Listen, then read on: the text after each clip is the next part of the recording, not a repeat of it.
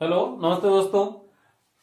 मैं विनोद सरोवा, राजस्थान माध्यमिक शिक्षा बोर्ड की कक्षा 12 की अनिवार्य हिंदी के व्यावहारिक व्याकरण के पाठ प्रारूप लेखन पर आपसे बात करने के लिए तैयार हूं। हम बात करते हैं पत्र प्रारूप लेखन में। वर्तमान सत्र में फिलहाल 2020-21 के सत्र में तीन चीजें हमारे सिलेबस में रखी गई हैं। नंबर 1 है अर्धशासकीय पत्र, नंबर 2 है निविदा जिसे हम टेंडर कहते हैं, और नंबर 3 है विज्ञप्ति। तो चलिए बात करते हैं प्रारूप लेखन में। और पत्र कहते किसे हैं, तो पत्र की आपको परिभाषा यदि आपसे पूछें, हालांकि परीक्षा का जो प्रश्न पत्र होगा उसमें कभी भी परिभाषा नहीं पूछी जाएगी। एक प्रारूप का आपको दिया जाएगा कि इसके बारे में इसका प्रारूप तैयार कीजिए, प्रश्न रहेगा। लेकिन कम से कम हम इसके बारे में हमें जानकारी होनी चाहिए। तो इसकी परिभाषा हम लिखेंगे, वह लिखित माध्यम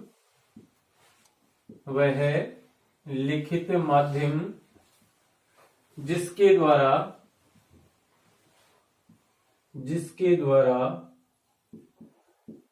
व्यक्ति अपने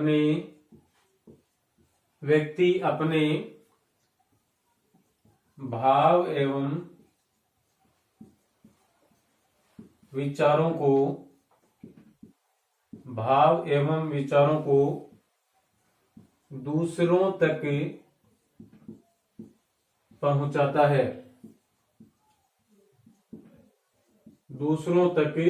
पहुंचाता है, पत्र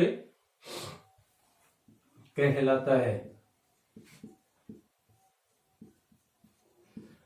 पूरी परिभाषा में दो शब्द मुख्यतः गौर करने लायक हैं, एक तो लिखित, दूसरा माध्यम। माध्यम का अर्थ आप यहां पर साधन से ले सकते हैं कि वह साधन, लिखित का अर्थ वह लिखा हुआ। ये शब्द सबसे महत्वपूर्ण है कि वह लिखित माध्यम, वह लिखित साधन जिसके द्वारा व्यक्ति अपने भाव एवं विचारों को दूसरों तक पहुंचाता है, वह पत्र कहलाता है। बात करते हैं पत्रों के प्रकार की। तो पत्रों को मूलतः आप कक्षा 10 से शायद पढ़ना शुरू कर चुके हैं। पत्रों को दो भागों में बांटा गया है। नंबर 1 पर अपन लिखते हैं औपचारिक पत्र। नंबर 1 पर है औपचारिक पत्र, नंबर 2 पर है अनौपचारिक पत्र।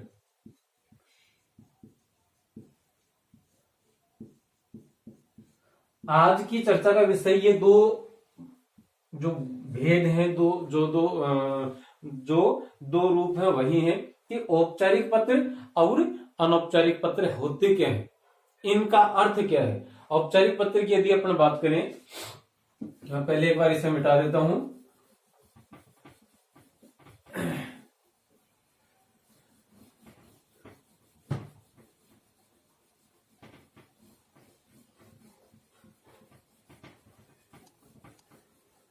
वह लिखित माध्यम जिसके द्वारा व्यक्ति अपने भाव एवं विचारों को दूसरों तक पहुंचाता है, पत्र कहलाता है। आपने पहला भाग लिखा था औपचारिक पत्र,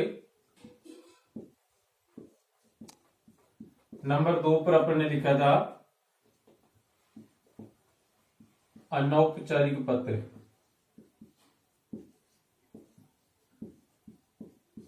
देखिएगा, औपचारिक पत्र और अनौपचारिक पत्र में अंतर क्या होता है। इसके जो टाइटल बनते हैं, इसके जो अंदर इसके सब टाइटल में है, इस टाइटल के अधीन जो प्रकार आते हैं वो सरकारी पत्र होते हैं, और अनौपचारिक में व्यक्तिगत पत्र माने जाते हैं। व्यक्तिगत अथवा पारिवारिक,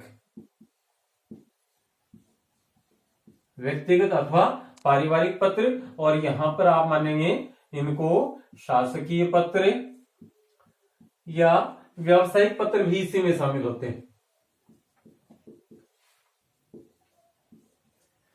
अर्थ क्या है इनका। औपचारिक पत्र कहते किसे हैं। औपचारिक शब्द, औपचारिक उपचार धन इक से बना है। औपचारिक शब्द है वो उपचार धन इक से बना है। इसका अर्थ ये होता है कि हमें कोई कार्य करने से पहले कुछ औपचारिकताएं, अंग्रेजी में इसके लिए एक शब्द अपन इस्तेमाल करते हैं फॉर्मेलिटी। औपचारिकता शब्द को हम कम जानते हैं, फॉर्मेलिटी को ज्यादा जानते हैं, क्योंकि बोलचाल की भाषा में वही ज्यादा इस्तेमाल किया जाता है। तो औपचारिक अर्थात फॉर्मेलिटी। इस पत्र में शासकीय और व्यावसायिक पत्र, शासकीय पत्र जो सरकारी कार्यालय के द्वारा दूसरे कार्यालय को लिखे जाते हैं, उच्च अधिकारी के द्वारा अपने से कनिष्ठ अधिकारी को लिखे जाते हैं, कनिष्ठ अधिकारी के द्वारा अपने से वरिष्ठ अधिकारी को लिखे जाते हैं, वो शासकीय पत्र कहलाते हैं। अब देखिएगा क्या होता है, औपचारिक पत्र की अपन बात करते हैं तो इसमें औपचारिकता की जाती है। 12वीं कक्षा के बच्चों के लिहाज से मैं बात करूं तो आपने देखा होगा, आपको घर रहना है तो आपको 2 दिन के लिए कोई अवकाश चाहिए। किसी भी कारण से हो सकता है, आप बीमार हैं या मम्मी बाहर गई हैं, पापा बाहर गए हैं, तो आपको घर पे रहना है, घर पे कोई आदमी चाहिए, या आप बीमार हो गए, या मामा जी की शादी है, मामा के बेटे की शादी है, चाचा की शादी है, कोई भी कारण हो सकता है, आप अवकाश के लिए पत्र लिखते हैं। अथवा कई दफा हम फीस माफ के लिए पत्र लिखवाते हैं। आप इसके अलावा टीसी या स्थानांतरण प्रमाण पत्र की प्राप्ति के लिए प्रार्थना पत्र लिखते हैं।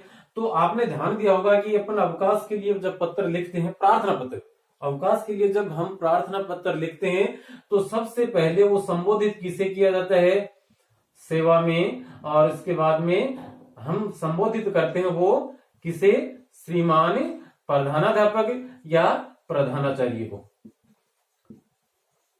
ये स्कूल की प्रकृति पर डिपेंड करता है, उस पर निर्भर करता है कि विद्यालय कैसा है। यदि विद्यालय सीनियर सेकेंडरी है तो वहां पर प्रधानाचार्य को संबोधित करेंगे। यदि स्कूल प्राथमिक, उच्च प्राथमिक या माध्यमिक है तो वहां पर हम श्रीमान प्रधानाध्यापक को संबोधित करते हुए प्रार्थना पत्र लिखते हैं।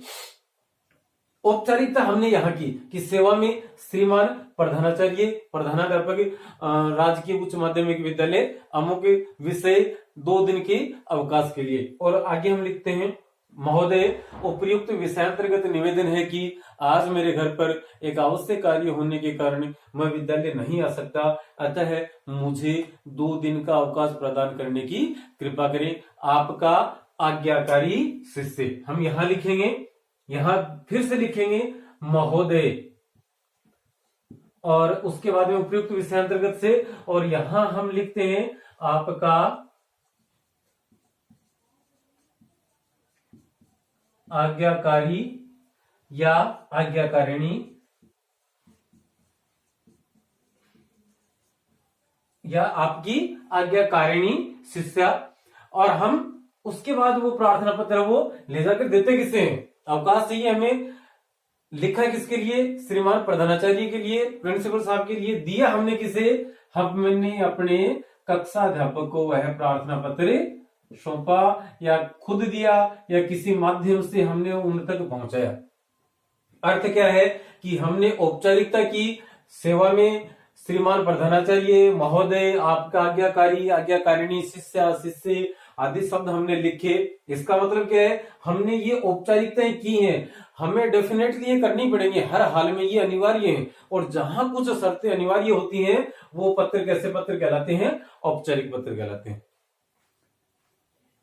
मैं महसूस कर सकता हूं कि शायद 11वीं 12वीं के बच्चे भी इन शब्दों के अर्थ से परिचित नहीं है कि औपचारिक क्या है, अनौपचारिक क्या है। अनौपचारिक में हमने क्या लिखा है देखिएगा, व्यक्तिगत और पारिवारिक पत्र। ये पुत्र के द्वारा पिता को, पिता के द्वारा पुत्र को, दोनों 2 भाई आपस में लिख सकते हैं, भाई बहन को लिख सकता है, बहन भाई को लिख सकती है, पति पत्नी को, पत्नी पति को। तो इस प्रकार के जो पत्र होते हैं वहां पर इस प्रकार की जो औपचारिकताएं होती हैं, ये जो शर्तें हैं वो शर्तें लागू नहीं होती। आप सीधे लिख सकते हैं, हाँ ये नमस्ते, कैसे हो, हम ठीक हैं, आगे।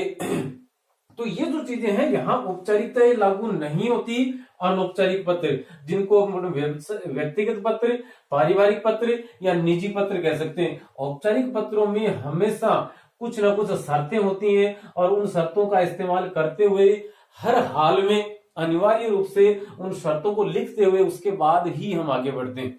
अर्थशास्त्रीय पत्र की हम बात करें, या आप किसी विज्ञप्ति की बात करें, या आप किसी निविदा की बात करें, तो हम पत्र के बीचों बीच और यहाँ लिखेंगे राजस्थान सरकार, जिला कलेक्टर, और जोधपुर, धौलपुर, उदयपुर, पाली, करौली आदि। तो राजस्थान सरकार ये शब्द हमने लिखा है, ये लिखना ही पड़ेगा आपको। अर्थशास्त्र के पत्र हो या निविदा हो या कोई रिमाइंडर हो, इन सब में लिखना पड़ता है। तो वहां औपचारिकताएं हम पूरी कर रहे हैं, और जहां इस प्रकार की औपचारिकताएं, फॉर्मेलिटीज पूरी कर रहे हैं, तो वो औपचारिक पत्र माने जाते हैं। चलिए